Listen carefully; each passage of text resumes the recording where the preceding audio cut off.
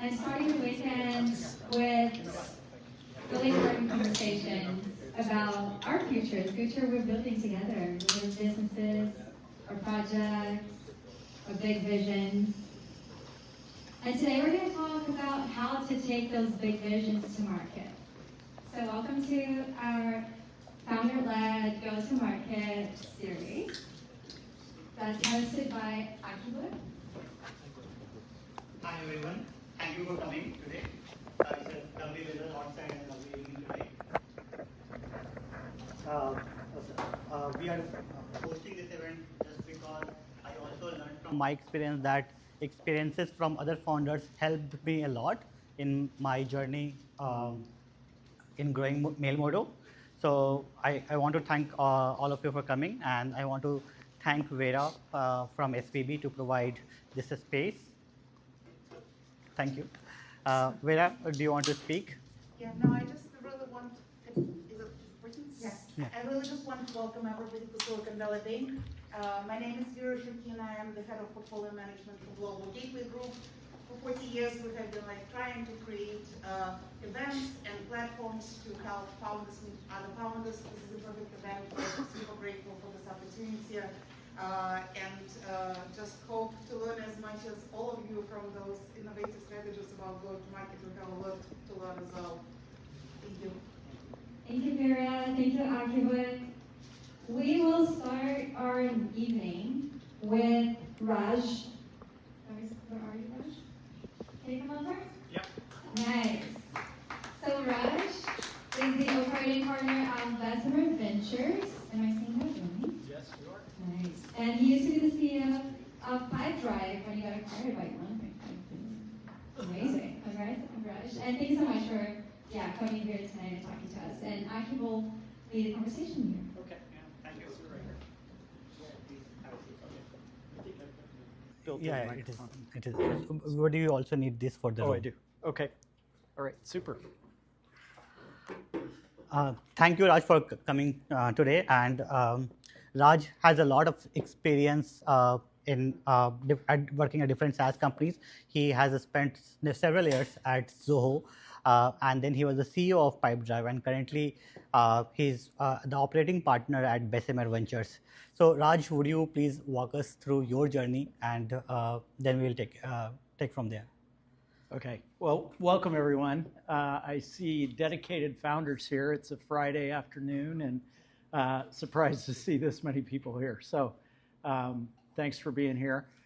As you could probably just tell by looking at me, I've been around for a long time, and I've been in the industry a long time. I grew up in San Jose, and so I knew I was kind of destined to be in technology. And right from the start, started out of college in software development. And after a few years of that, I had a desire to understand more about how companies operate. I was very interested in all the functional areas.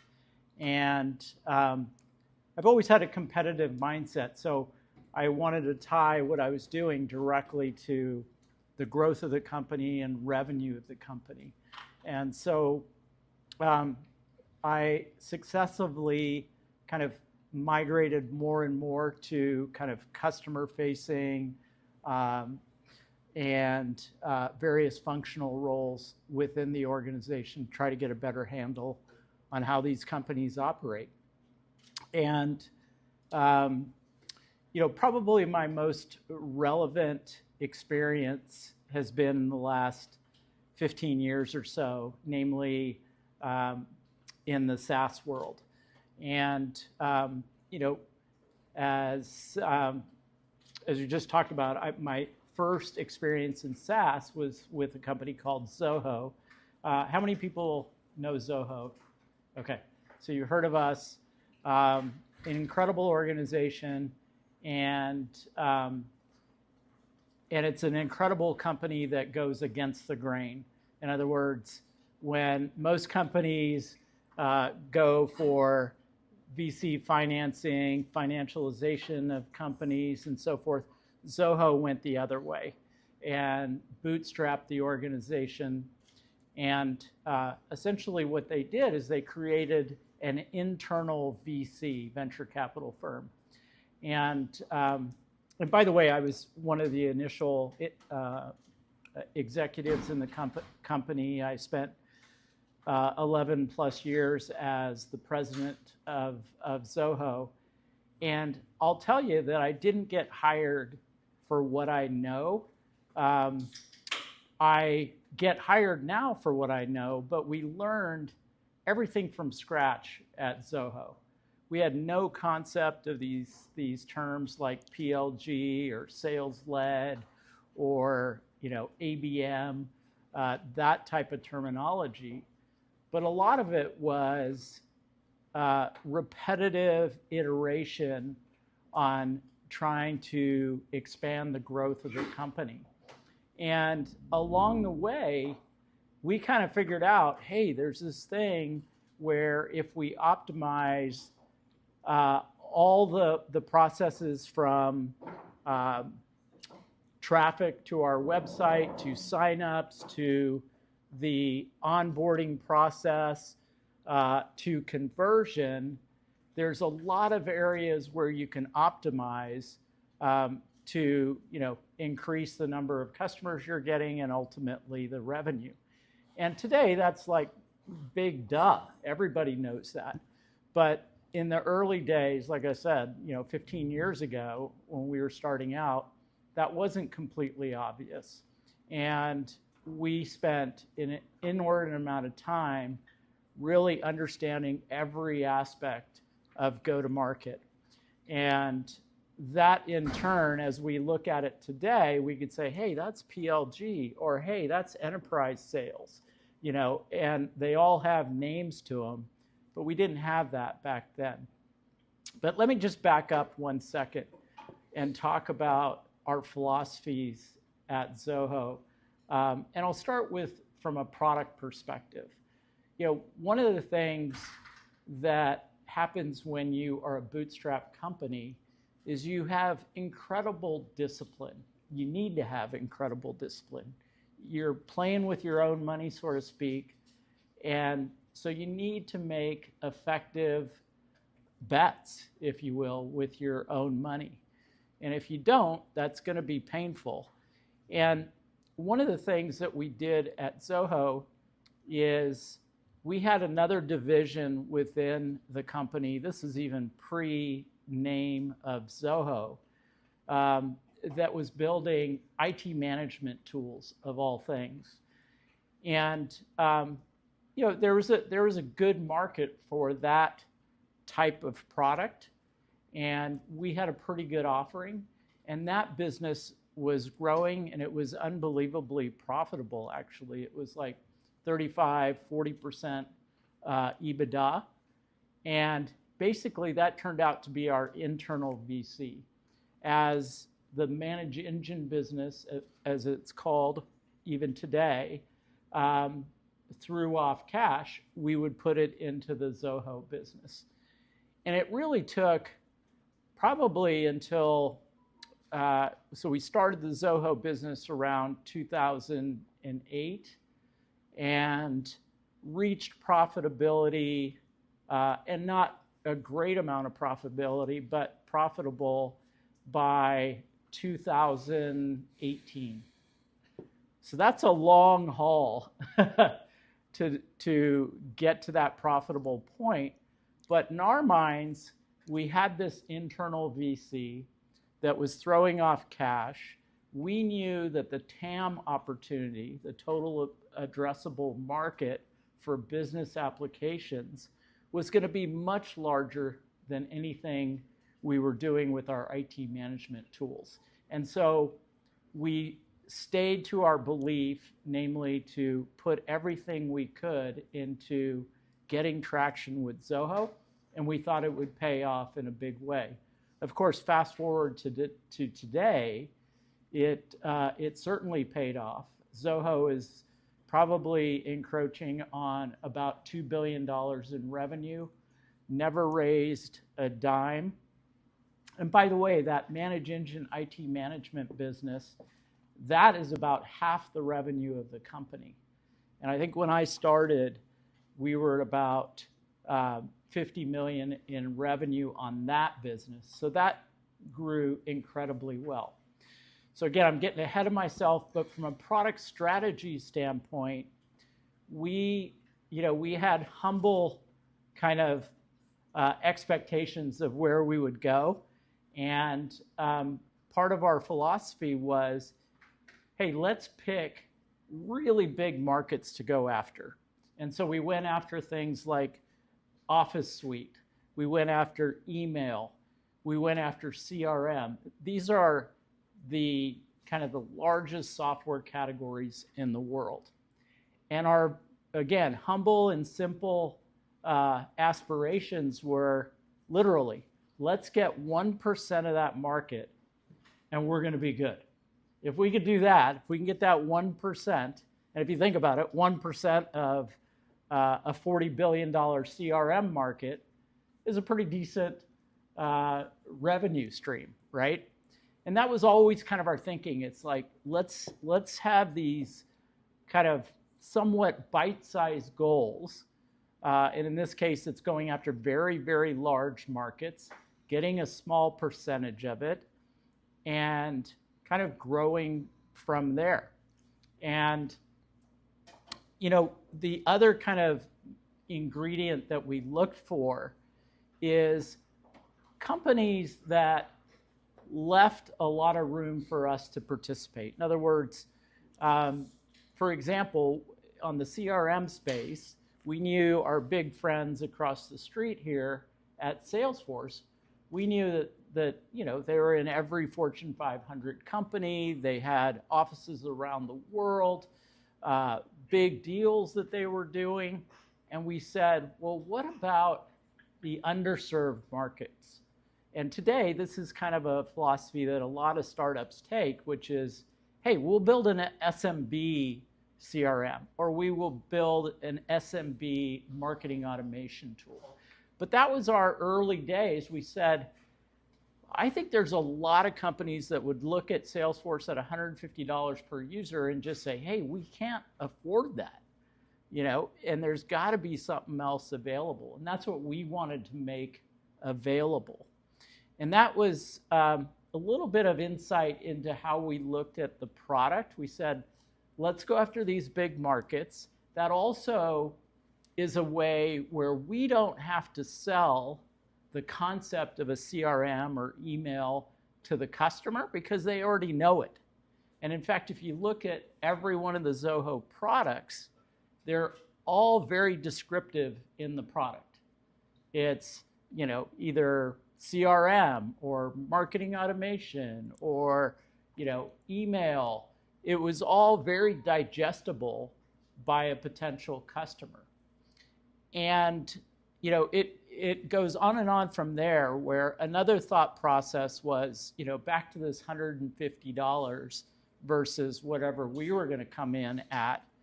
We wanted to make sure we're always on the short list. And as such, we weren't going to price, certainly above Salesforce.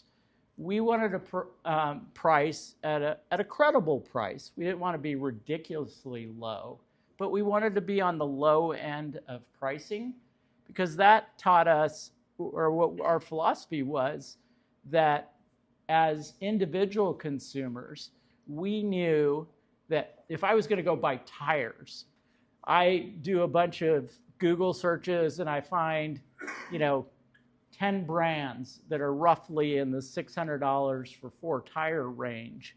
I see one at $2,000, I'm just going to skip that. That makes no sense to me, right? And that was the same philosophy we wanted to have at Zoho, where, we were going to be in that short list no matter what. And interestingly enough, where our initial target was SMB businesses, over time, we had a lot of mid-market and then enterprise companies that came and knocked on our door. We didn't say, hey, we're going to go after the enterprise. We waited. Again, this is not foresight, but what happened, we waited for them to pull us into those enterprise discussions. And that was hugely important in our success, and just kind of the thinking that we had. The other thing that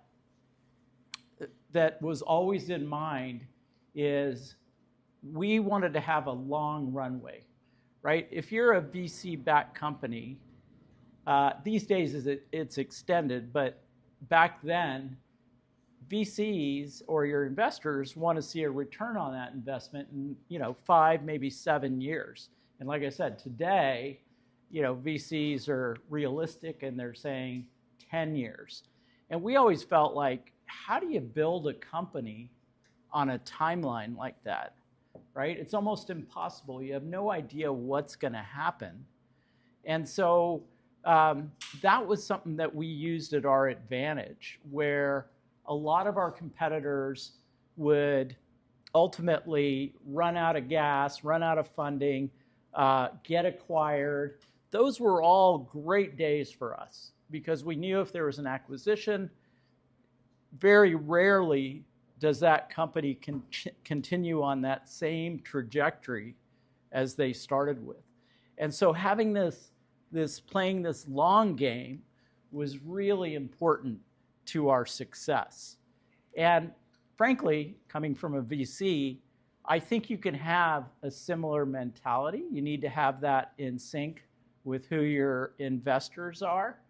But I think it goes back to this idea of being very, very disciplined in what you're doing.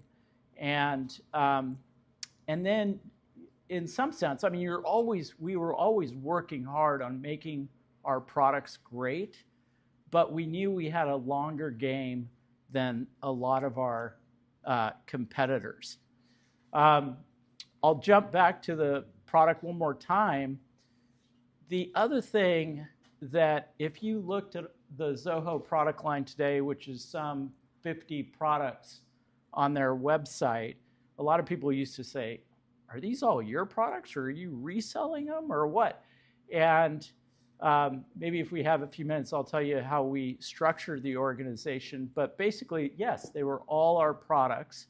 We ultimately wanted to provide every piece of software that a business would use. And so, we were building that out from end to end, from customer facing to back office.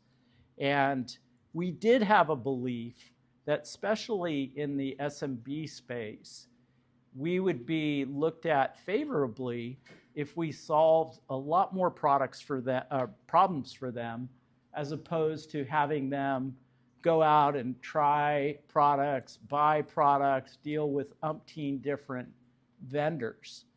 And so that's one point. The other point I was going to say is, along the lines that I said, we went into these large, well-defined categories. We always kind of chuckled a bit internally in that, as a growing software company, we didn't invent anything. Now, you look at the product line, there is not one thing we invented, one category.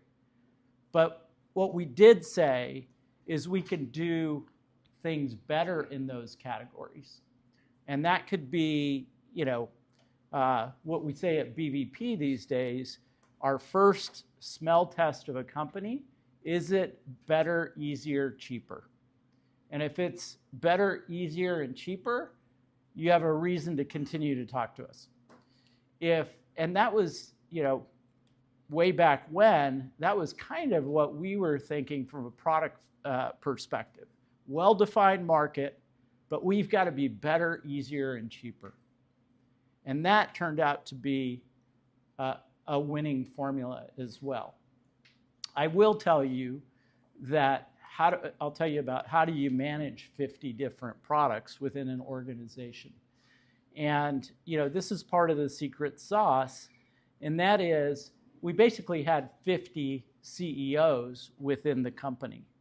There's no way myself or Sridhar Vembu, who's the founder, could manage all that. And really what we were was enablers. we would do a lot on the strategy side. We'd meet with these teams. We'd kind of vet what their thinking was and their strategies were. But ultimately, we give them the reins to go out and compete against their competition and be the best that they can be. Oftentimes with multi-product and companies that are offering multi-product, they don't do that. And so what happens is you've got this core product that's pretty darn good, but it drops off dramatically from there. The second product and the third product and the fourth product just doesn't even show up on the radar because it's an afterthought after an afterthought after an afterthought. But if you anoint somebody as CEO of that product, the game changes. These people are very competitive and they want to win. Yeah, thank you, Raj. You answered most of my questions already. Sorry. A lot of them are very counterintuitive advice that we hear from Silicon Valley. I would like to know, there are a lot of young founders here who are looking to raise their next round and looking to grow their business. So you talked about Zoho, which was completely bootstrapped but self-funded, but you also worked at Pipedrive and you are now at BVP. So what would you suggest the young founders, like how they should think about the current environment, the current market situation, and how they should think about the growth? Yeah, great questions. I still am a firm believer that you need to start with great product, and probably even more so now. And I say now because we just saw this happen with SaaS software, where we had thousands of companies that shouldn't exist.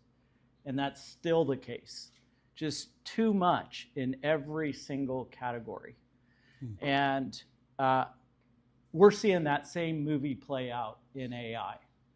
And, you know, to have the umpteenth AI SDR product is probably not going to survive unless you have a marked difference in your offering.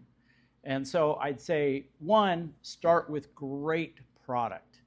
Make it demonstrably better, objectively better than your competition.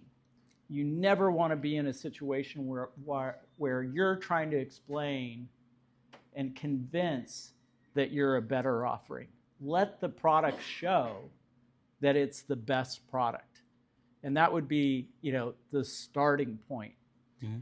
And then, you know, getting to your point about VC and funding and so forth, every one of these VCs, and BVP included, we've got some great content on our website, us in particular, where we track what all our portfolio companies are doing in terms of best-in-class metrics.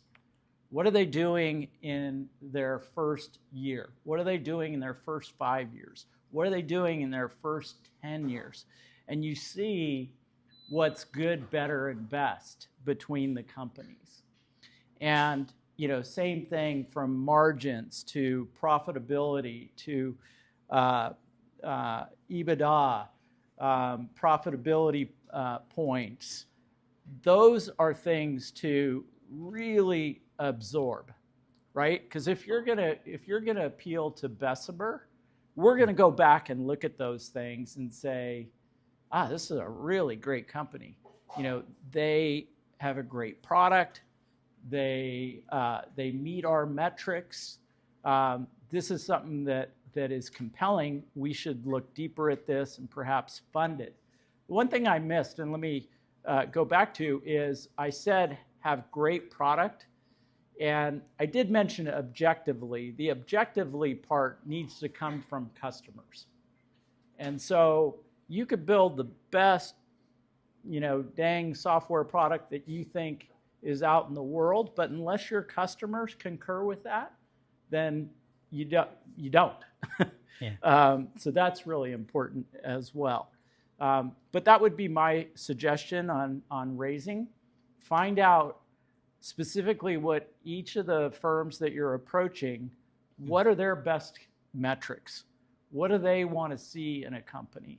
Make sure also, as I said at the beginning, you've got a great product and you've got a number of customers that are willing to stand up and attest to that. Yeah. As an investor at BVP, what kind of companies do you think are you investing in right now, and like what kind of companies do you think that like huge future prospects? I know that everybody is working on AI, but is there any particular industry, particular category, or particular type of products which is very interesting to you? Yeah, like I said earlier, I do think, and especially in SaaS, and we're seeing it happen in AI, as I mentioned, there's just way too many companies. It's just a loud marketplace.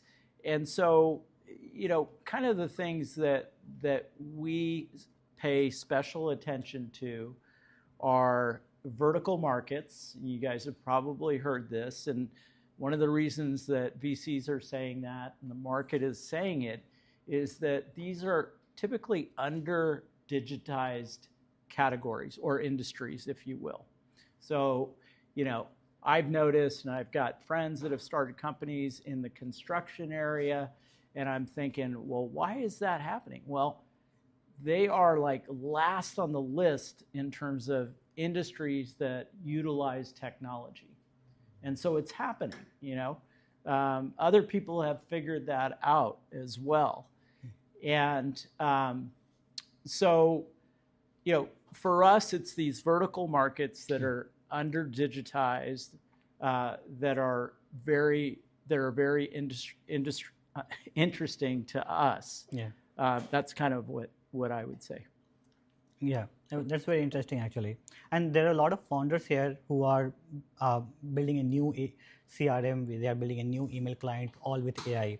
And they are also facing competition with the behemoths of the industry. Yeah. You worked at both Zoho and Pipedrive, which was in the CRM space, which is very crowded and competitive.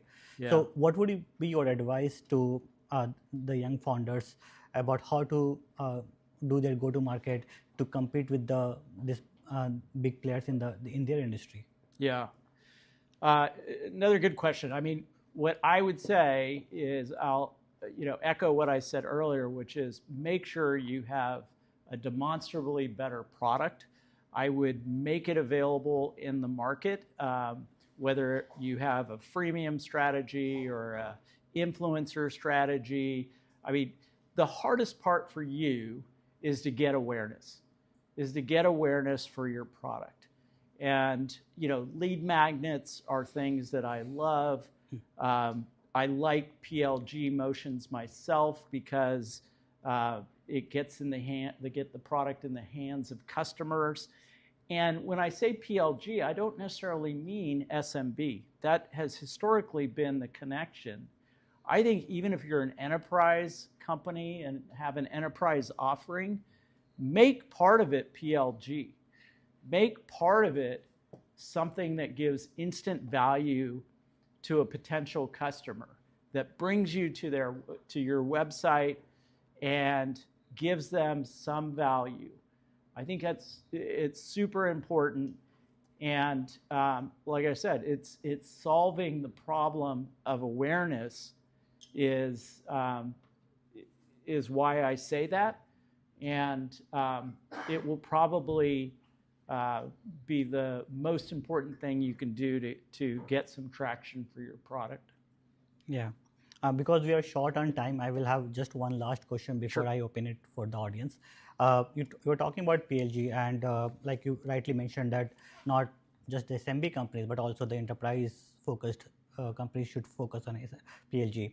Are there any learnings or things that you would like to share that how founders like with very small teams should start doing PLG? Like when we hear about PLG, we think about the whole product optimization, content marketing, creating a lot of content, doing SEO.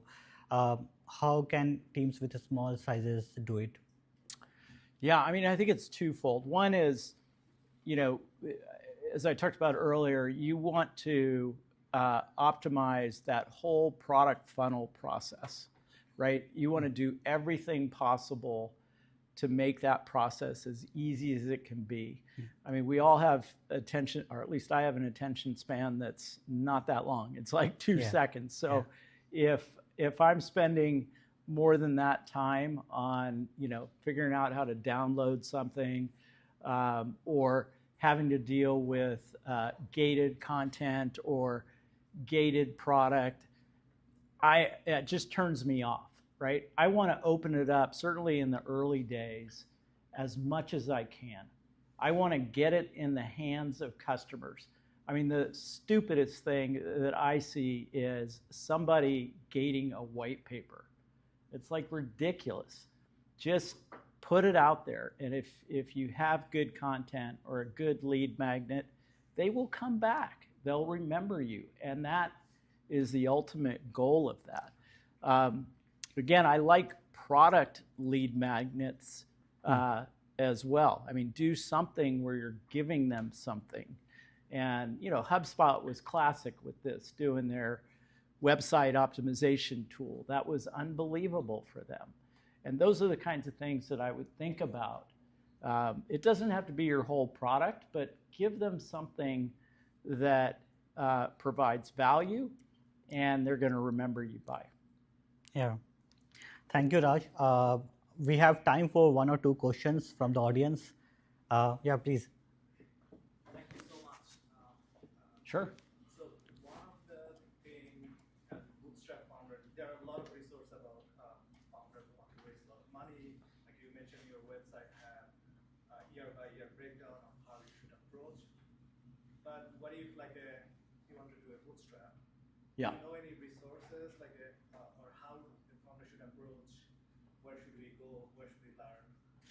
Well, the funny thing about it is, a lot of us have gotten so distorted by financialization of tech companies.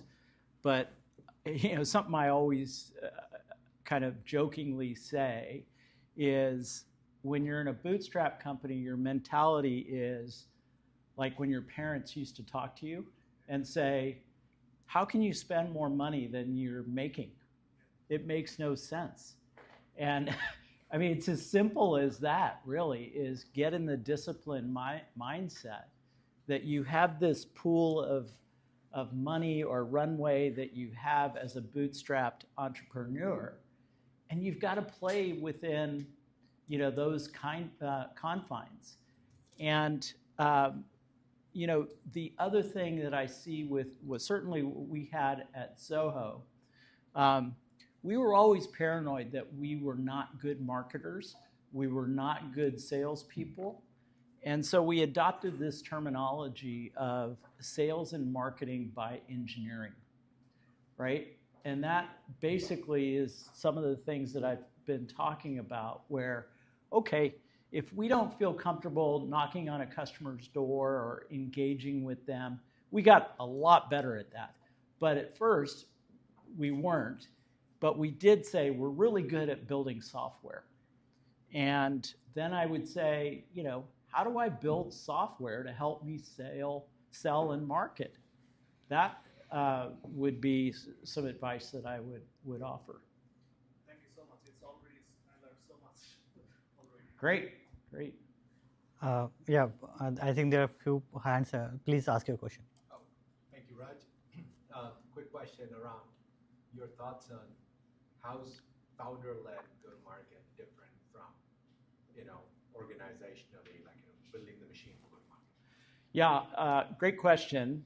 So I think, founder-led sales is hugely important from a perspective of, I don't want to go hire a bunch of salespeople, and when I don't know necessarily what my ICP is, I don't know what my personas are, I don't necessarily know if I have product market fit. In many cases, they usually don't. Even if it's founder-led, they're trying to shoe in the product, and what happens, I see this all the time, where a portfolio company or even a prospective portfolio company will say, well, we've got 15 customers or we got 20 customers. And then we'll look at it and they're all completely different. You know, there's nothing that looks repeatable. And my point is that the founder needs to help find that ICP, help find product market fit, such that when you do go to a full-on sales motion, you know, you have some basis to build a playbook, a go-to-market playbook, and you can hand it to a sales rep that's coming in or sales reps that are coming in. But I fully believe in this idea of founder-led sales.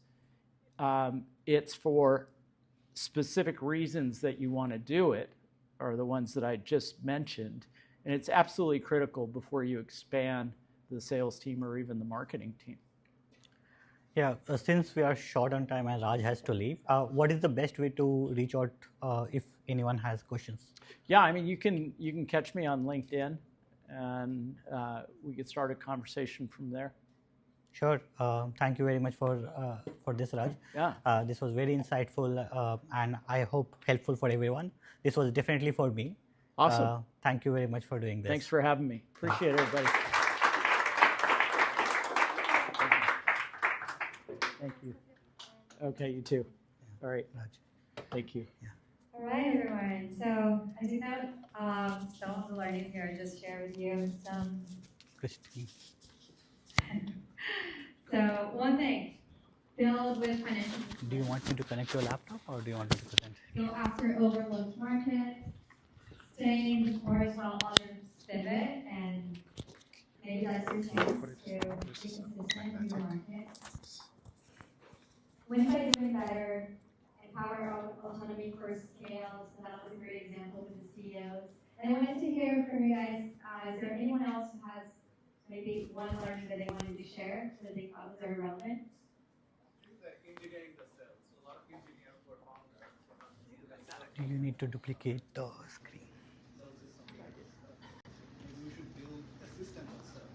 So engineering the sales, so bring the sales to the product, so within the product, right?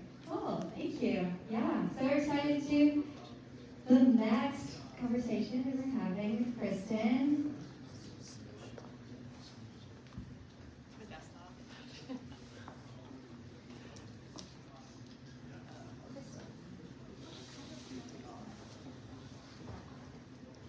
So our next conversation is going to be with Kristin Fracchia.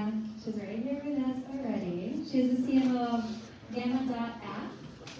And she'll share all about how Gamma is scaled to all 15 million users that they have today, which is an awesome number. Congrats, Kristin. And basically they use a lot of influencer marketing. So if that's something you want to experiment with, Okay, sure. But connect with you. Yeah, I will do. Yeah. Thanks for having me. Thank you. Yeah, hi, nice to meet you. Hey everybody, I'm Kristin. I lead marketing for Gamma, as was just mentioned. I have to give a disclaimer before I start because it's very nerve-wracking to make slides in Gamma.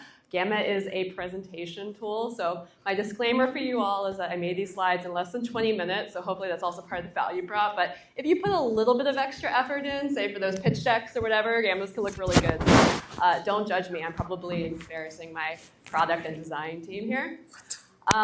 Creative marketing is basically everything that's hot in marketing right now, and for good reason. There's a lot of noise in the market, as we just heard from Raj. There's a lot of channels that are no longer working as well as they used to. Paid is getting more expensive. SEO, Google AI overviews are stealing all your traffic. And brand is pretty much where it's at. There's a lot of AI tools. People are looking to human beings to make recommendations. So Gamma was really built on creative marketing. So I'm going to tell you a little bit about some lessons learned for the company, talk about how we started, where we are right now, hopefully give you some practical tips if you want to get started, what we've learned from our creators that we work with about what makes for good content, good relationships, and a little bit of my hot tips on what startups I think should make use of creative marketing. We're freemium, we're product-led, as Raj said, so hopefully doing all of the right things, growing super fast. So as I mentioned, Gamma is an AI design partner for professional quality presentations, websites, social media, and documents in minutes. We have over 50 million users. A couple months ago, we announced over 50 million ARR. That's from pre-revenue 2 years ago. We've been growing fast since then. There are 700,000 Gammas created daily. So those are presentations, websites, documents, every single day in Gamma. We have over 40,000 teams that are using Gamma as well, too. So it's starting to become quite the disruption in the PowerPoint presentation space. And how Gamma started with influencer marketing. So Gamma was founded in 2021. It started as a disruptor for PowerPoint, an alternative, a better way to share content that doesn't feel so painful. But the growth of the company really started with the launch of a lot better generative AI tools out there.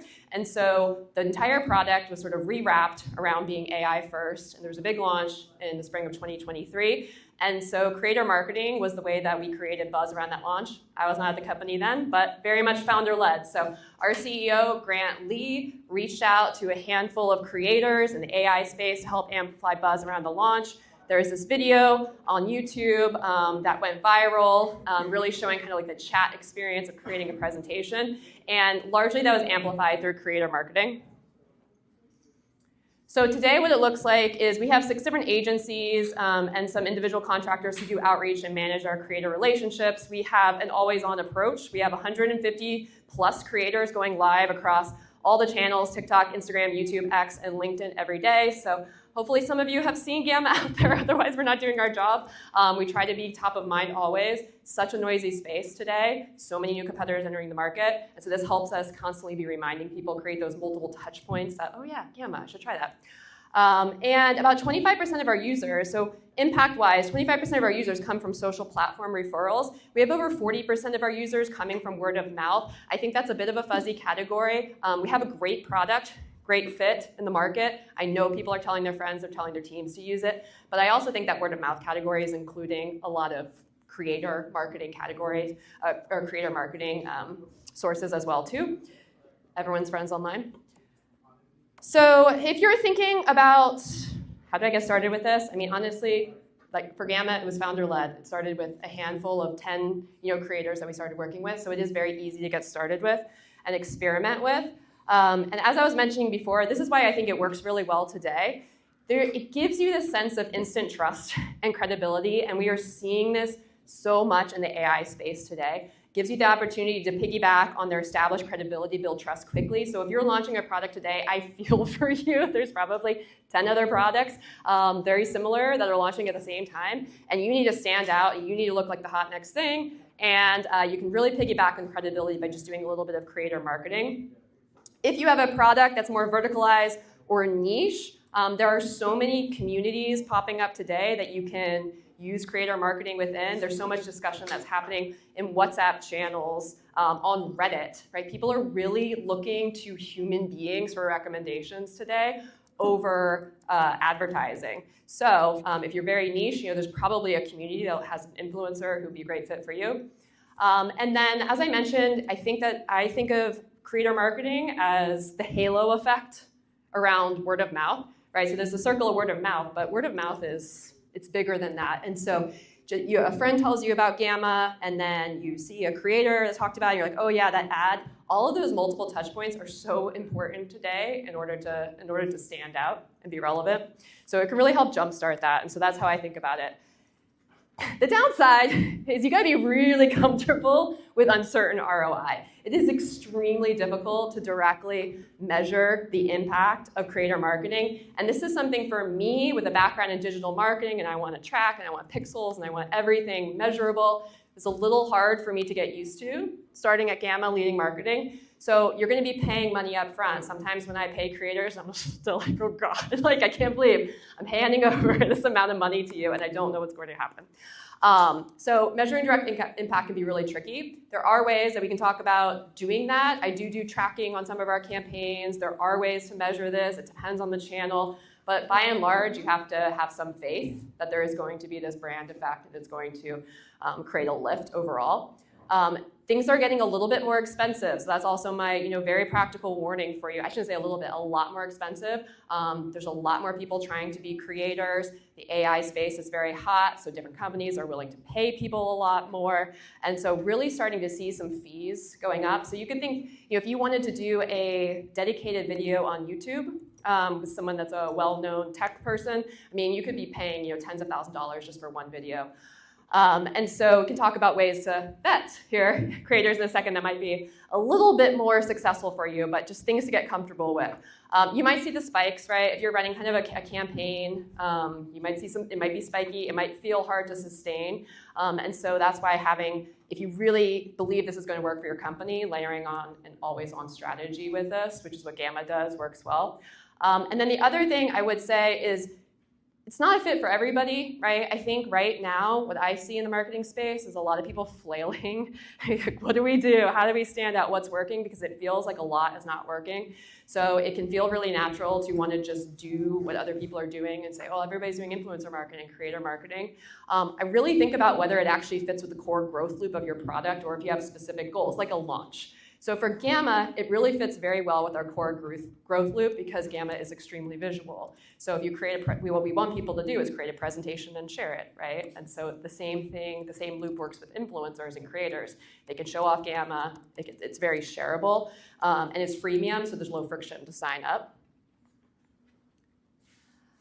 So if you want just some general benchmarks, if you're like, I'm not a marketing person and I have no idea what this costs, this is from a study last year. So CPM is marketing speak for cost per 1,000 impressions, right? So I mentioned that creator marketing qualifies as brand awareness. It's not performance marketing. It's not directly measurable. So typically you're looking at pricing per impressions. So for 1,000 views on a piece of content, this is generally what you should expect to pay. And as I mentioned, it's getting more expensive. And so I would expect to probably be paying a little bit more in tech in 2025. This is just general benchmarking for all different categories, knowing we have founders from a lot of different spaces here.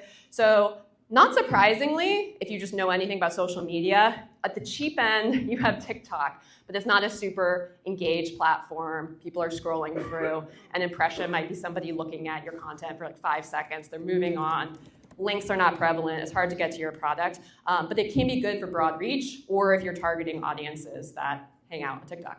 At the higher end, you have LinkedIn. So if you're a B2B company or you're trying to target professionals, Gamma has really started to lean into this more. We started more in the broad reach social space.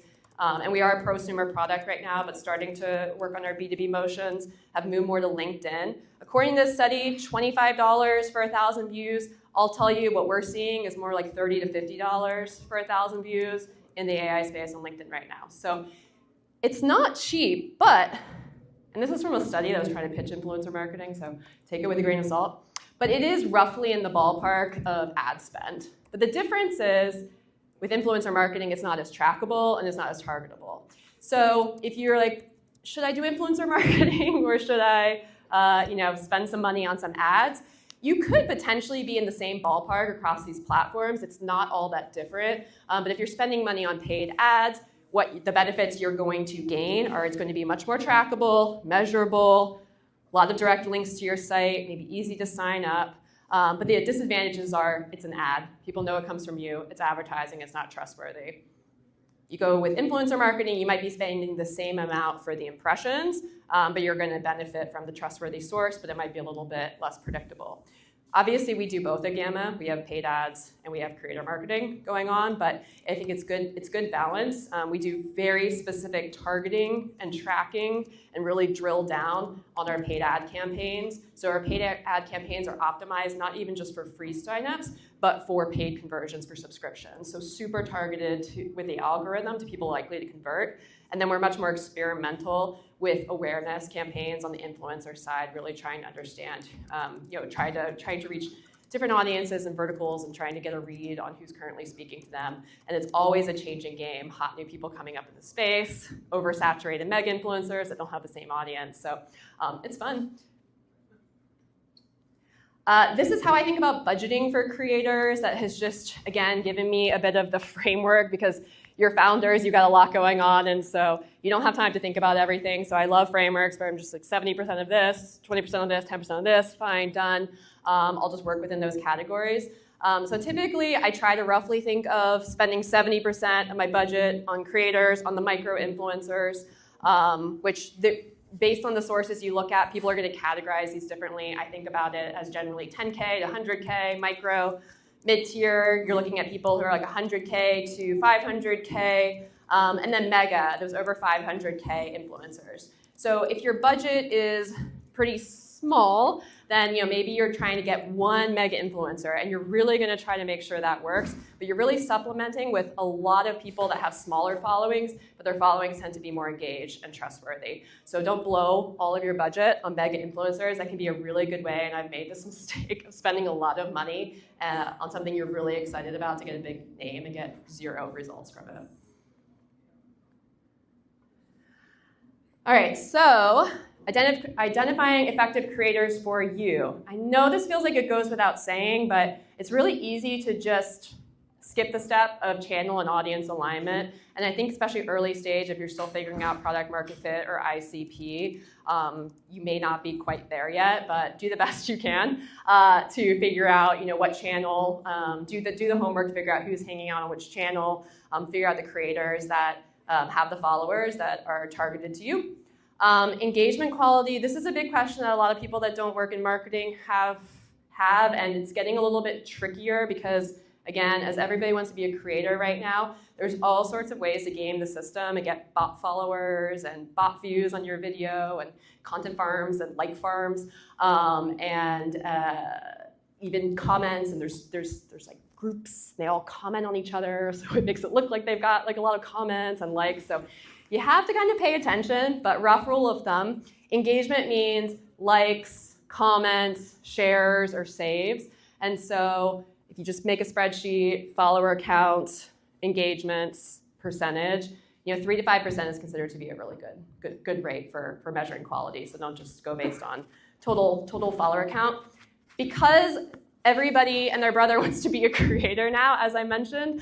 These two things have actually become much more important to me. I care a lot about creators that actually try hard at their craft. You would be surprised at how many people build up their following and they're like, I have 100K people on LinkedIn, and they're not even going to pay attention to your product. They'll make a post. No one's going to care about it. It's not actually engaging, and you're going to spend a lot of money. So I look for people that actually care. Along with that, genuine enthusiasm for your product, if it exists. I know you may be so new that maybe you're really trying to drum up that enthusiasm. So at least that enthusiasm for the category. At Gamma, we're fortunate enough that we get a lot of inbound interest from creators, and they're making gammas and they're pitching ideas to us. It's a very luxurious position to be in, I know. But at least look for where there's actual genuine interest and enthusiasm in the category, not just the big name. I wanted to just give you a couple highlights from a survey of creators working with Gamma. So this is the other thing that I've actually made this mistake, and you just kind of go and you're like, here, do all these things, creators, and you don't actually listen to them for feedback. But really good creators, it is an art form. They are really good at it. And the best thing you could do if you want to get results from this is not tell them what to do, it's to listen to them. So we have creators that we work with all the time. I get on calls with them. I mean, they give us advice. I figure out what's working or not from listening to them. So if you're going to put together a roster of creators to jumpstart this, actually put them as part of kind of the team, like get to know them, give them feedback, ask them what's working for them.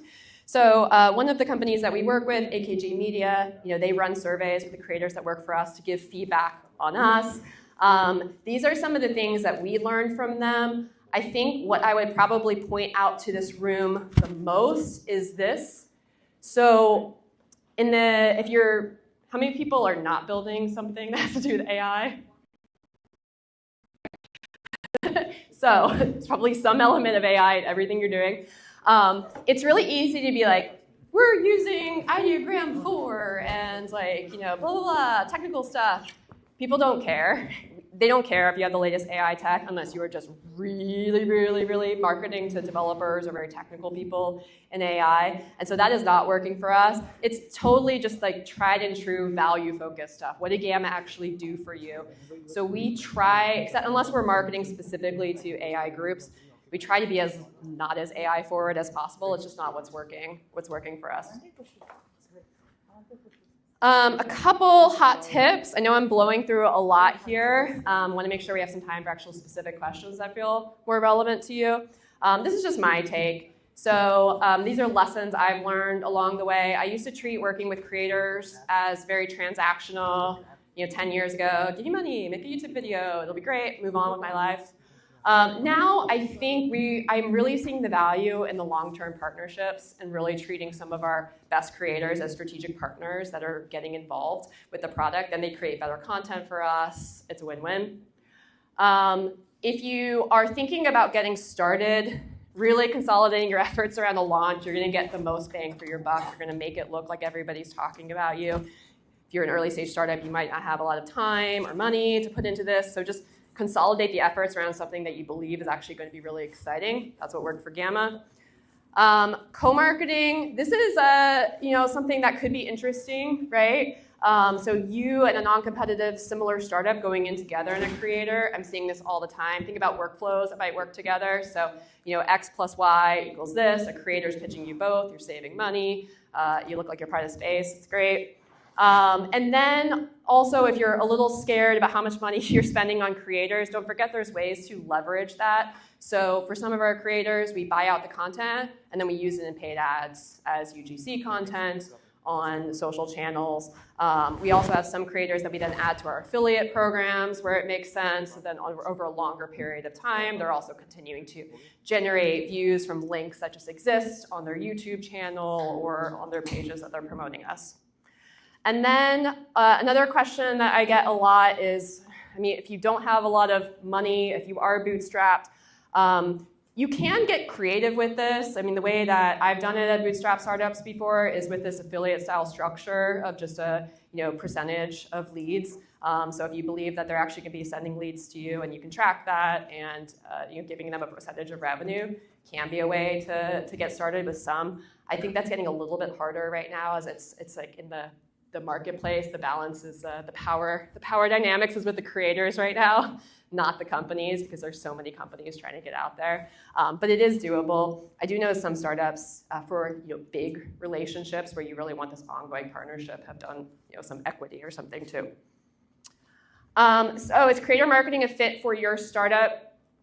I'm a big believer that you shouldn't do things that aren't organically happening. And so if nobody is already talking about your product, it is not going to work for you if you just have other people talk about your product that are influencers. So ideally, start layering this on after you've got some fit and you're generating some word of mouth already. You're seeing people tell their friends. That's when this is going to work. If you have a strong visual aha moment, right, then you can use all these platforms. Gamma gets to benefit from that. On Instagram, on TikTok, it shows well, maybe not my slides, these are not the best slides, but you can make it pretty, it's something to show off. And then, as I mentioned before, it can be fuzzy, right? You really have to believe in brand, and I think some founders are fine with that, some founders really want to track things, both are fine, but it's probably not going to work for you if you don't believe in the value of brand, because attribution is going to feel really fuzzy, and you're likely to give up before you even get far enough to see if it's working for you.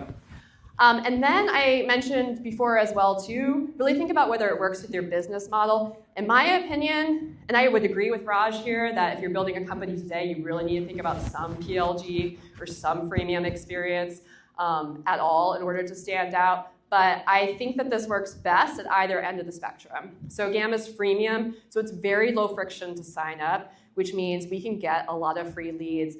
On the campaigns I track from creators, I can actually make it pencil most of the time because it's so easy to sign up and get started, and then we have good conversion rates on the back end once they do get started. Or if you've got really high value accounts, if you're a B2B product and it's going to be expensive and that those leads are really precious to you, then it can work. It's a little bit harder, I think, in the middle to make this work when you've got kind of a mid-tier price and not an easy way to get started, and also a product that's not gonna, if you're talking about CPM and reaching 1,000 people, and one of those leads can turn into like a 10,000 deal for you, it might be worth it. If one of those leads turns into a $20 deal for you, probably not gonna be worth it.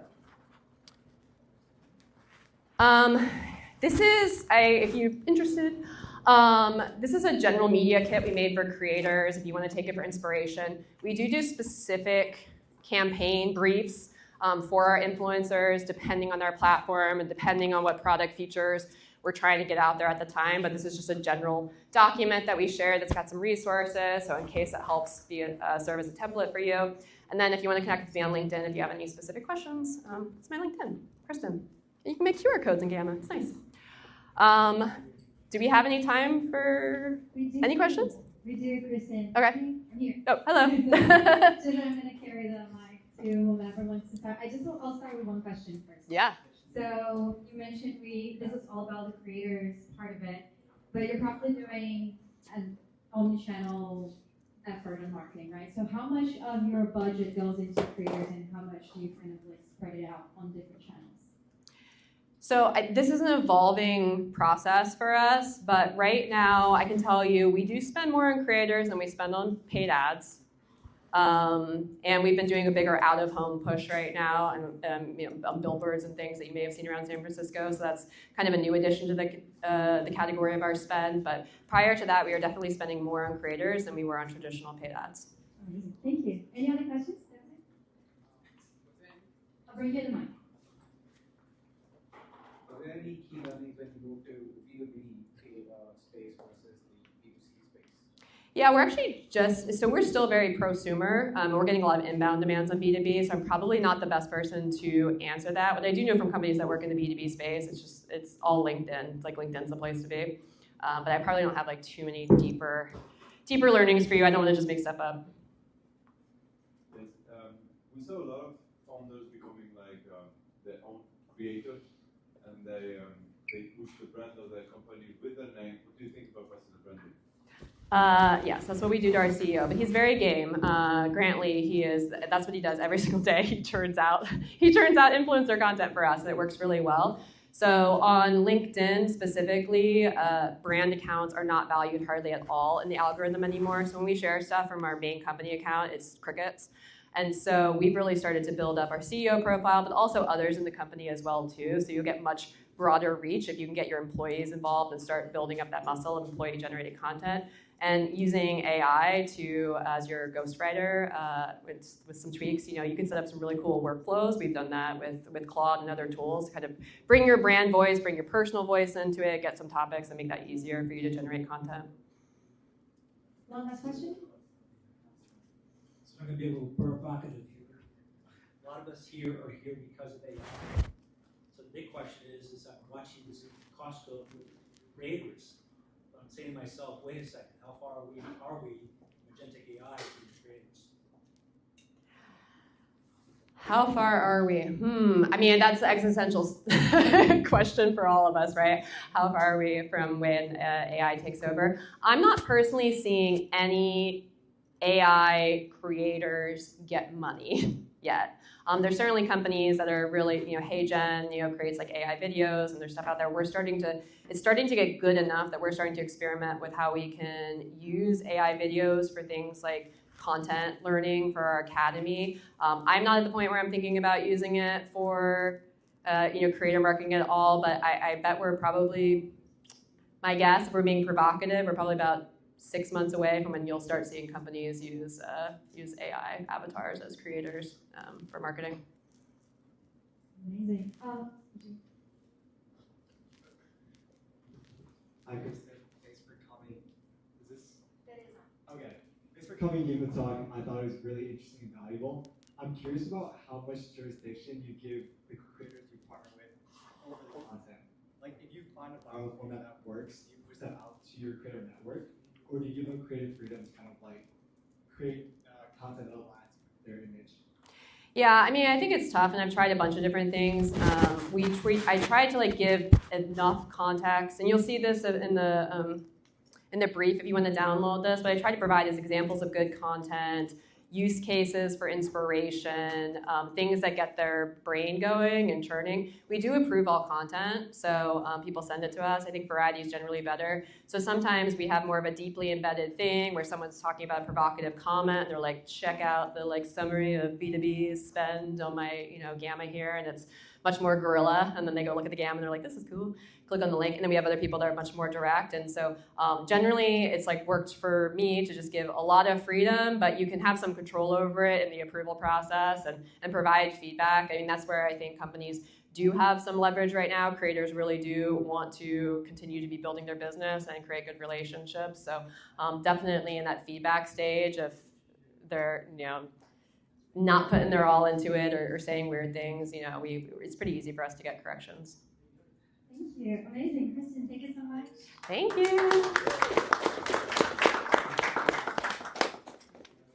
Thank you for preparing. Thank you. Thank you.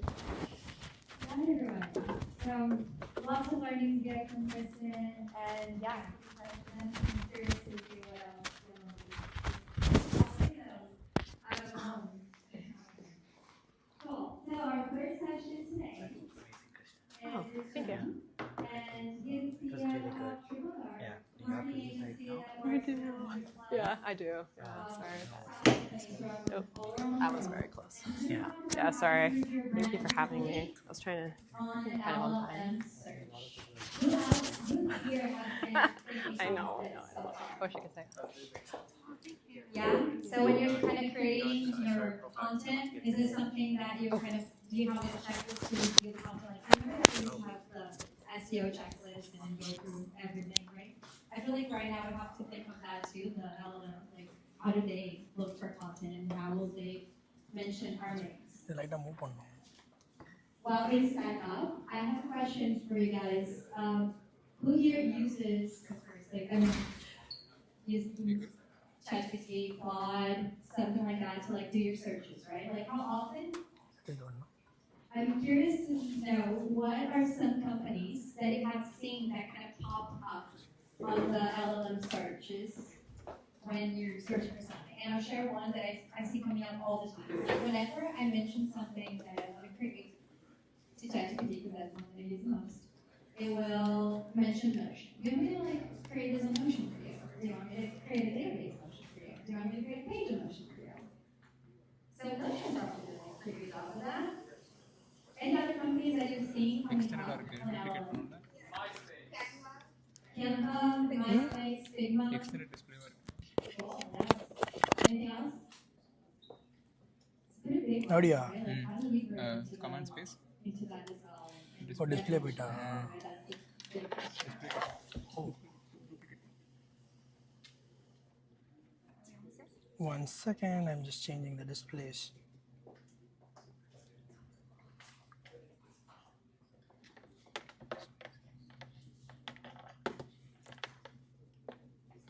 I have one more question.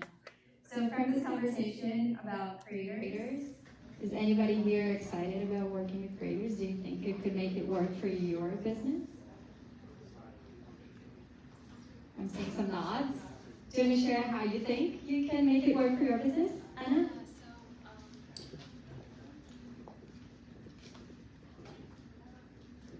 Curious, what's the best way to find them, and is there a way across all platforms, or are there tools that you can kind of plug in and find the right creators?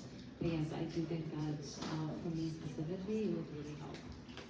Yeah, I'll share my understanding, but we can also kind of collaborate here. But from my experience, there are lots of platforms out there for creators. So those platforms will help you kind of find creators that make sense to you, like through tags or whatever.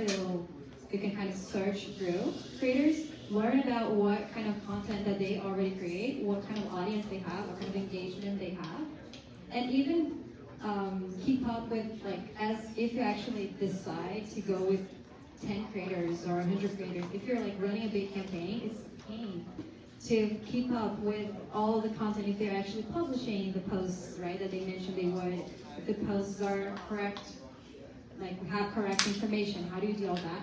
A lot of platforms are solving for that. And if you probably ask ChatGPT, the platforms that will come up are doing a good job at search for LLMs. But I'm sure that's great. Is there anybody using a specific tool for that they want to share? so you'd look for a creator management tool. So not just finding, they will also help you manage and kind of calculate ROI and all of that.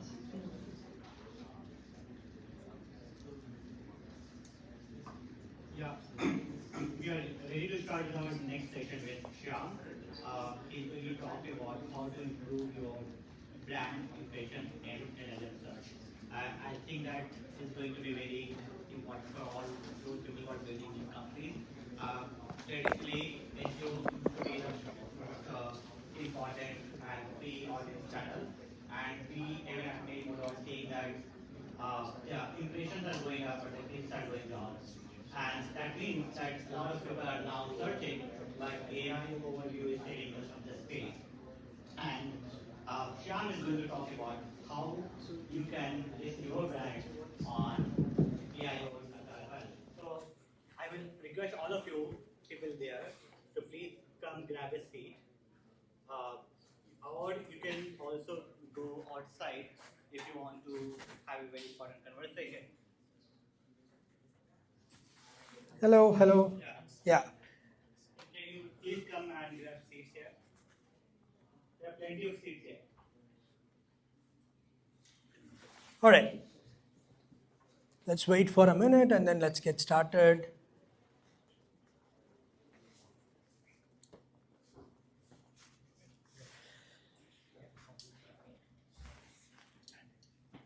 Cool.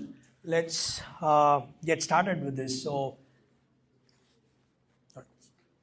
there is so much noise on this space, right? For the last 6 months, we ran a survey with our internal our customers and also with the marketing community that we have. So that about 80% of the companies have been having a big drop in terms of traffic, but it's basically been misinterpreted as a traffic loss, but that's not going to be the case. So I'm going to cover as much as practical as possible some of the ways in which you can able to make your brand visible within LLMs and answer engines and generative optimization and stuff like that, right? So I'm Shiyam. So I run this company called TripleDart. So we are a B2B SaaS marketing company. We work with over 200 brands, post product market fit. So previous to this, I used to head marketing for remote.com. I used to work at Hotjar for a brief period, and Freshworks and Zoho. If you wanted to connect with me, this is my LinkedIn, right? So these are all the companies that we work with, right? So the next 25 minutes, this is what we are going to cover, right? So what happened? Because a lot of changes has happened in 2024 versus 2025. So impact of AI in SEO. So what is SEO 2.0? What got unlocked this SEO 2.0? I feel this is a good space to be in for most of the early stage founders you are in. Earlier it was more like people who have budget for content, they have to invest more on SEO. People who have more tools, they can invest in SEO. Today it's not like that. Everything is available for a lesser cost, and even for free cost, you can able to do a lot of things with that.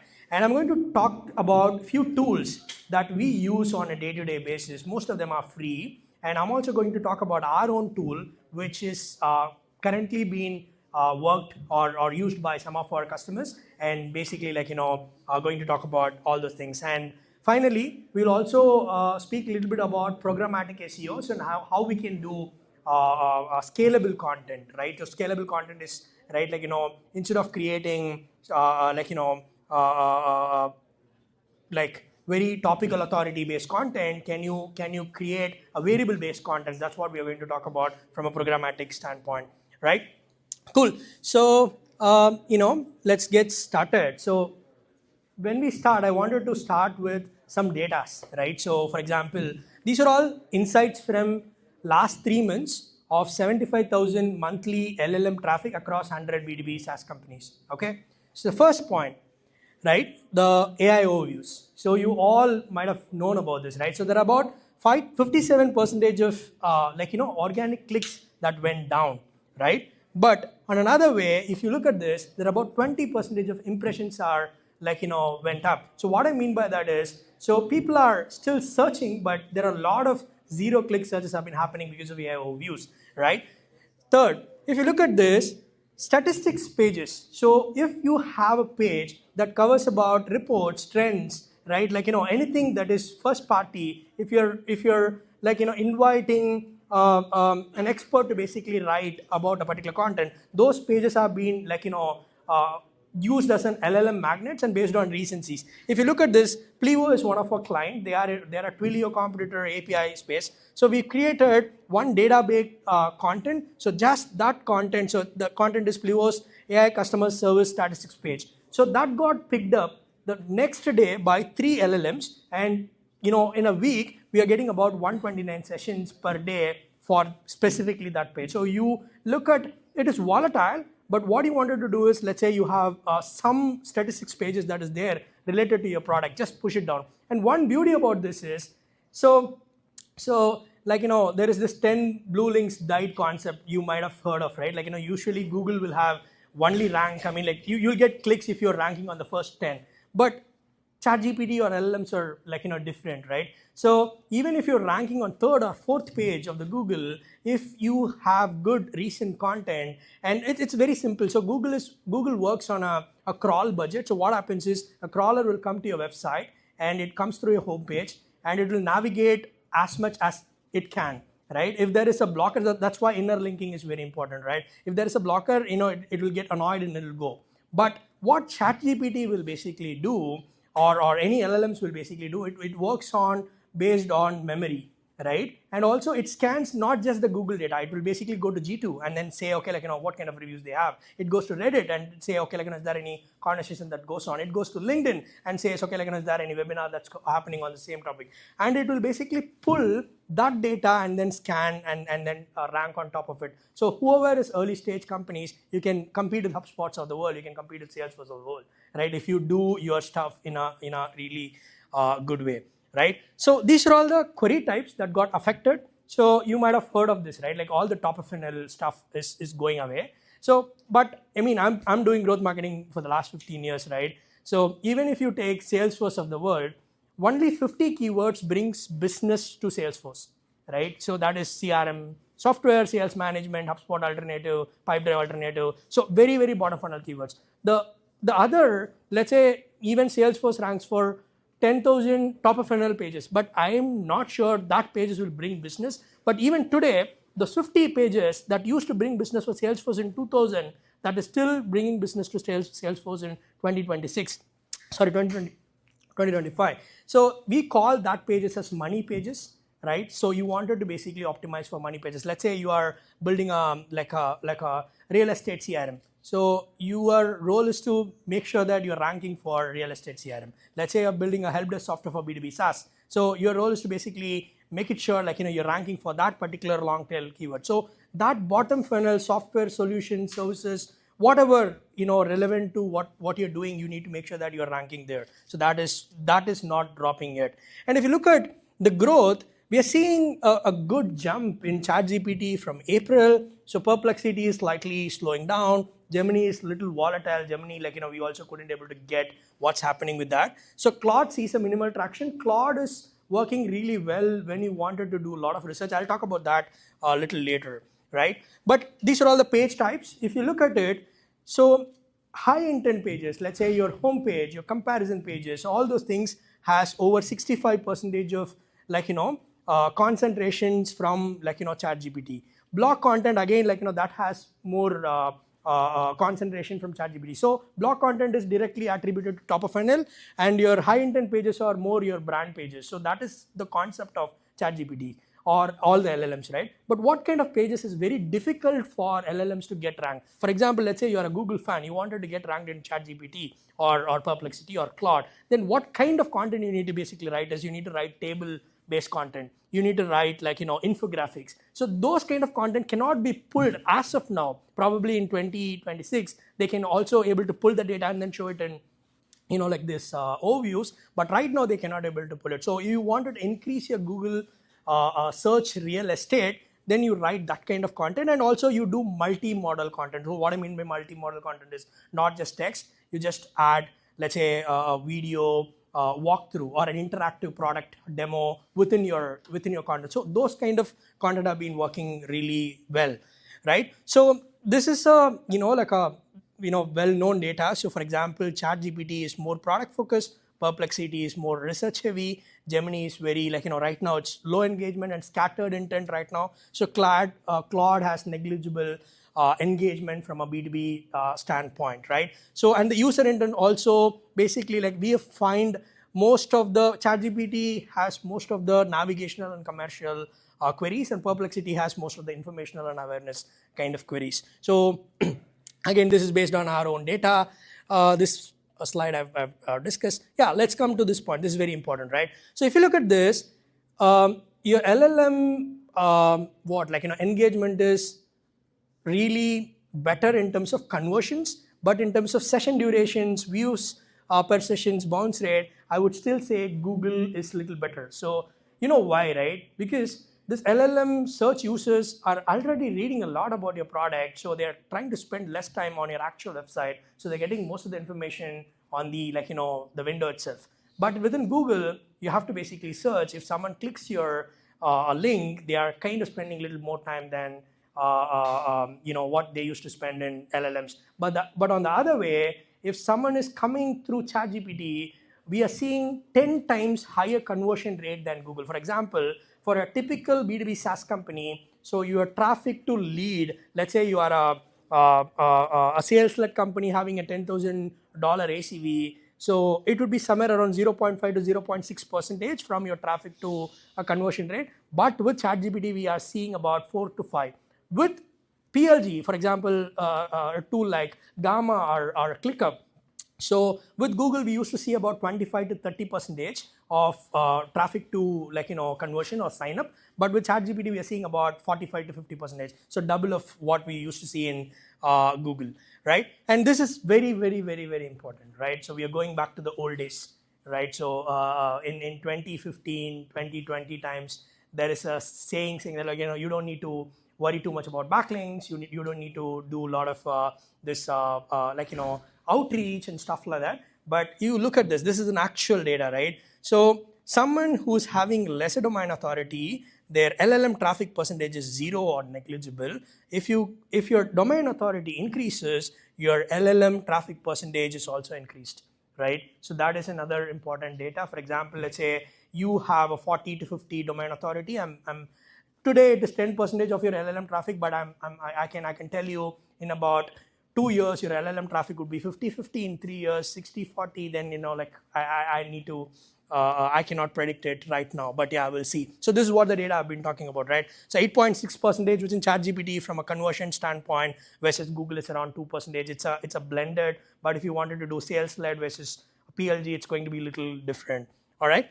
So this is you can scan this report. So I've only touched based on 5 slides. There are about 30 pages about this report. So it's a first party data. You can basically get this report for yourself. Right. Okay. So what is the future? Okay. Now we brushed about what is happening right now, but what is the future? How to improve your website? How to improve your content? That is what we are going to talk about next. Right. So these are all the 3 steps. Very straightforward. Right. So bottom funnel, high converting money pages are still there. Let's say whatever product, whatever solution, whatever service that you're building, focus on long tail, bottom funnel, solution oriented keywords. That is still going to bring business. 1. Second, spend a lot of time within your brand, because your brand is really, really important when you want to do. So when it comes to this LLM searches, it is categorized into 2 types. One is your brand mentions, and second one is your citations. Brand mentions is nothing but if someone is searching for, let's say, help desk software, how many times Freshworks or Freshdesk is coming in, right? So that's what brand mentions. Citations is within, let's say, someone is searching for help desk software, so how many times your blogs have been coming in, which is called owned citation. Let's say a blogger is talking about Freshdesk, then it's called earned citation. Let's say a Reddit, a consumer is talking about a Freshdesk, then it is called a social citation. So these are all the 3 citations I've been working when it comes to this. So your brand plays a major role. And third, again, it's very first party kind of content. Let's say you wanted to write a cybersecurity content, go ahead and then get a solution engineer, ask them to basically write it, put their LinkedIn profile. So that gets you more expert-driven content. So it's called helpful content algorithm. So that got released last year. So based on that, a lot of companies have been, or a lot of websites have been going through a dip. If you have that leverage, please use it. So for example, companies like Atlan, they have something called humans of data. So they reach out to data engineers and then ask them to basically write it, and then they'll repurpose it with internally. So that's kind of working out really, really well.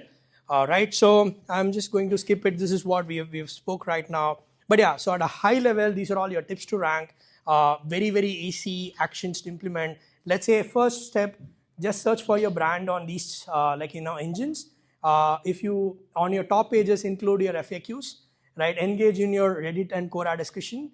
Make a top X for wireless, more of a listicle kind of a thing. Post structured guide, right? Structured guide again, would have more relevancy within these engines. For long term, build a steady stream of content around the key topics. Let's say you have 2 different products and you wanted to basically focus on 2 different key topics. You just focus on that. So I've listed a lot of tools, but I'll talk about the tools a little later because that is an interesting segment that I wanted to basically go with. But yeah, so this is what I initially spoke about, right? So only 30% of overlap is there between Google and your LLM searches. So whatever you're doing with Google, you have to still do it.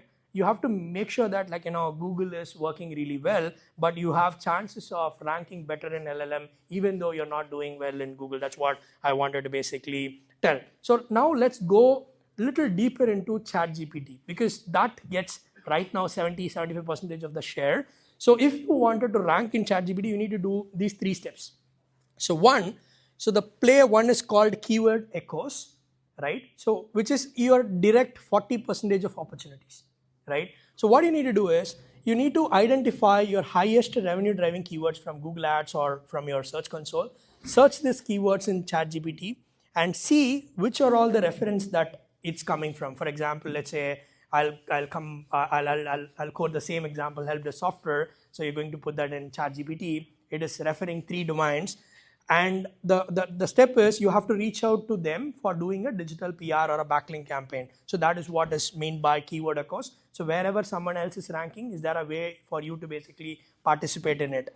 Second, this is very, very, very, very important, right? So what is difference between a ChatGPT versus Google is you can make a conversational search with ChatGPT. For example, you can basically say, hey, I'm a growth lead at a US-based edtech company with 50 employees using HubSpot and Intercom, looking for marketing automation tools. This kind of search you cannot able to do within Google, right? So for this, what it will do is it will layer searches. So what it means is it will first search for one thing, then it will add on more and more searches, and it will give a summarized view of 50 searches. It can able to do even 100, 200, whatever searches it wants. So for that, a best practice is have industry specific pages, have compliance pages, have integration pages, have pricing information. So about your brand, have A to Z pages, and even if you don't have customers in this space, it's still okay to create industry specific pages. It's still okay to create compliance pages. It's still okay to create integration pages because that's what the source as a first party, this engines will basically take, right? So third one is, again, so there will be a lot of misinformation, right? So what I mean by misinformation, let's say I can create a G2 profile for you. I can write whatever about your brand in Reddit. I can do whatever about your brand in Glassdoor. I can talk anything about your brand on anywhere, right? So it's called reputation, right? So it's your responsibility to go back, check that false information and correct it. Right, again, that is very, very important. So that is what is called as narrative drift. So if you do all these 3 things, you have better chances of ranking within ChatGPT. So for the last 1 year, there are about multiple questions that got asked by our clients wherever I go doing this sessions. So basically, I've documented most of the questions and answers for that. So you have a pretty good view on which are all the questions that has been currently asked by people, and then what is the answers for this. This is also would be really interesting for you.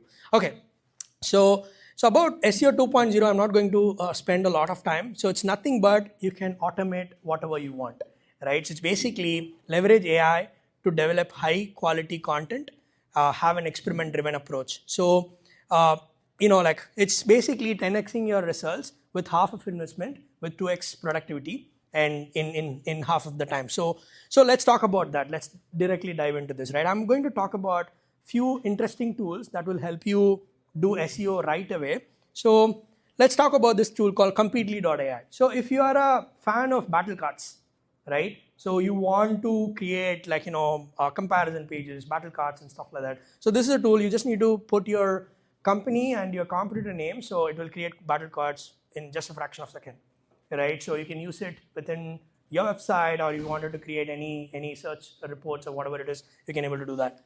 Second tool, it's called seed keywords. Let's say you are a founder and you don't know how to do keyword research. You wanted to have a conversation with a tool so that it will basically do a keyword research for you. This is the tool for you, right?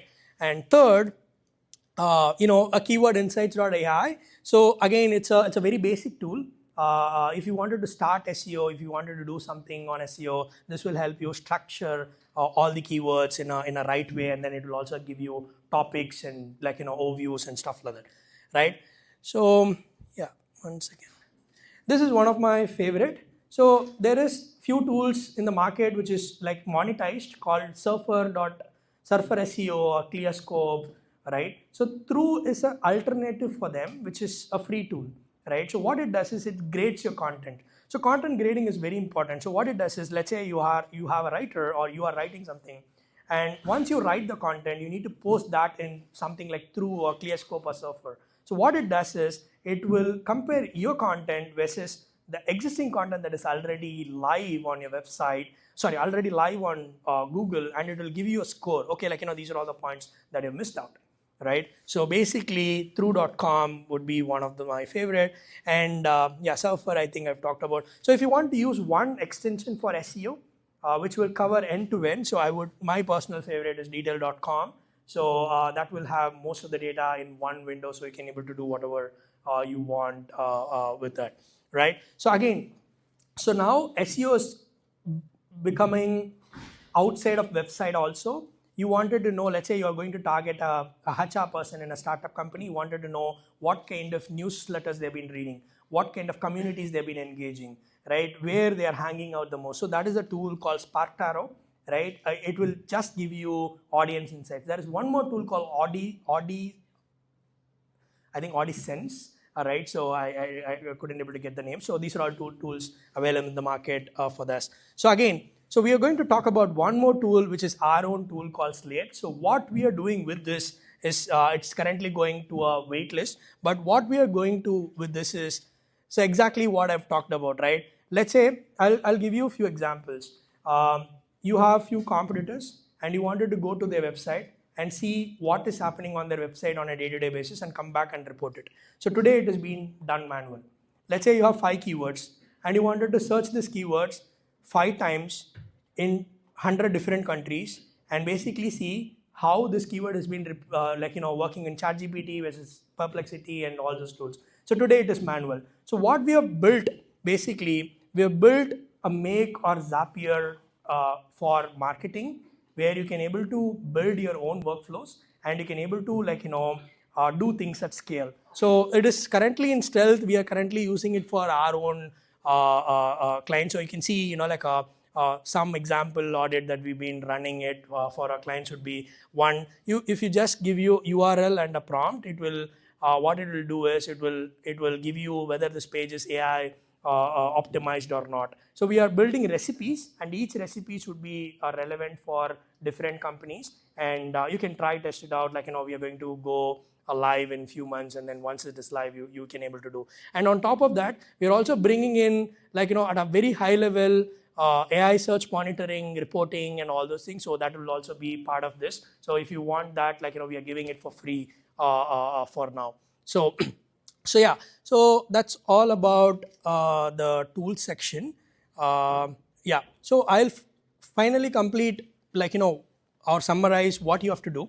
So there are about 23 types of SEO content. So I put together a matrix. So if you wanted to create content, you have to create content within this 23 types. So it has traffic focused, difficulty focused, effort focused, conversion focused. So if it falls within this matrix, then it is well and fine. That is how we basically do it. Yeah. So it feels like more of a monologue. I just wanted to pause it for some time and understand if you have any questions. And if you have more time, we can continue with another 4-5 slides. But if you don't have any questions, then it's fine. Yeah. Any questions for now on the LLM SEO side? Yeah. Thanks, Emily. I have a few questions around this. How do you better define queries to track? It may not be similar. Like I saw your persona, but we don't know what kind of query is asking on ChatGPT and how do we rank them. So what are some good strategies? Yeah, good question. So you need to basically, that's where I'm covering it here. So you need to do let's say a job to be done framework for your personas, right? So if you look at this, one second.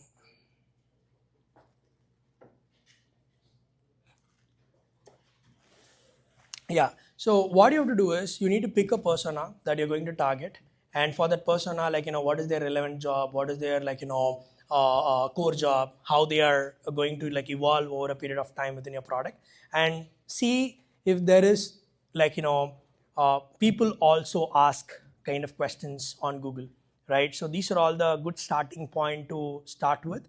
Once you get those queries, then you can so the problem with that is your results would be completely different from my results. So that's what the problem with ChatGPT today. So, but how it can able to get, I would say 70-80% the same result is, there is only 70 or 80 always asked questions exist for a particular topic, right? And it will combine that 70 answers into a stitched data and then basically summarizing that. That's what we have found so far. Other questions? Yeah. You spoke about programmatic SEO. Have you found a way to automate backlinks? Because just programmatic SEO won't help. Yeah. So that is what I've covered, is basically how to backlink 2.0. So what you should do is you should use tools like Replit, Copilot, and then basically build free tools, right? And let's say I'll show you a few examples, right? So we have done an ESOP pool size calculator for a fintech company, right? And this tool has been launched publicly, and it will give you a report. Let's say it will ask you to add your ESOPs on your current company, and it will also ask few questions. So once you do that, then it will basically give you a liquidity kind of a report if your company exits in X years. So this is very important for employees. A lot of startup employees have been believing in ESOPs. So this generated a lot of, you can see here, so there are about 30 free backlinks that got generated from that. And on the other side, so this is for another company called High Performer. So what we have done was we have created mini tools within the product. So they are a social media platform. So we have done a lot of AI free tools. So that AI free tools have been indexed, and that got a lot of backlinks. So these are all the 2-3 ways. It's like a natural way of getting backlinks. Correct. Have you figured out a way to outreach and ask for backlink on relevant websites? Yeah. You cannot control that, right? For example, I own a website, you own a website. These are all two different entities. If I say yes, then only you get a backlink. So the best way to basically do this is having a automated an email sequence kind of a thing, targeting few companies to basically do it. But other than that, there is no shortcut for getting backlinks. There is a strategy. So if you are based on a community, there is something called ABC. So A will give a backlink to B, B will give a backlink to C. It should work, right? If you all fell into a same market, so it should work. Everyone will get basically benefit out of it, and there should be some middleman to do all those things for you folks. Any other questions? All right, amazing. Yeah. Incredible.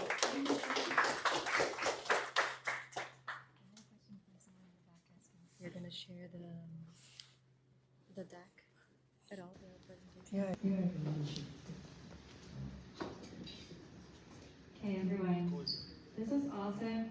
I wanted to just thank Shiyam for all the food, because they actually, they are responsible for this amazing dinner. So thank you for that. And I just wanted to ask of you, since, okay, we're wrapping up, and I wanted to ask about learnings from today. Anybody wanted to share something that they learned? A little nugget that they're taking home? Got two powerful women here. Nice. Can you then pass it? Yes, I got a little bit of inside knowledge, but I got a little bit more of inside knowledge after asking questions. And I think that all of us can actually talk to influencers, content creators, and ask if we can work with them for less money or for free or for exchange. So you don't have to pay a ton of money. Well, thank you. So negotiating with creators, right? Thank you so much. The main learnings, I'd say that AI SEO is something that definitely caught my eye, and something that I took a lot of notes and going to share with my marketing team at the company.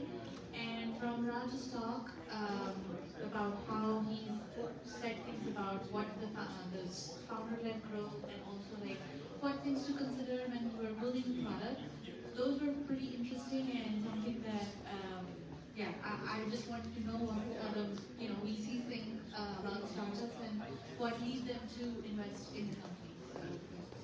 Thank you. Hey, glad it came.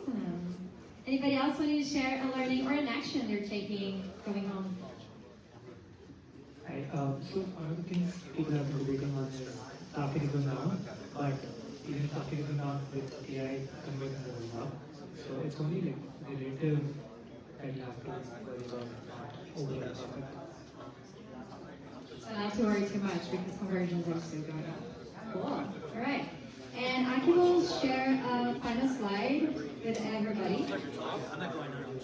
Also, just a note, we have plenty of food there in the back. So afterwards, when we're ready, everyone is welcome to hang out, have dinner, and have a good time. Yeah, so we can go ahead with dinner, and we also have another event happening in a similar format on 2nd of July. So I will put the QR code, please feel free to join. And we are also creating a WhatsApp group for everybody to discuss their medium thing. So if you want to do technical difficulties, and you can join the WhatsApp group. I'll repeat that. We'll have a WhatsApp group to anybody who's interested in keeping in touch. So the whole idea here is that we, start building a community. We know how hard it can be to be working on your own, building things on your own, coming up with a bunch of questions. And a lot of us go through similar situations. So why not have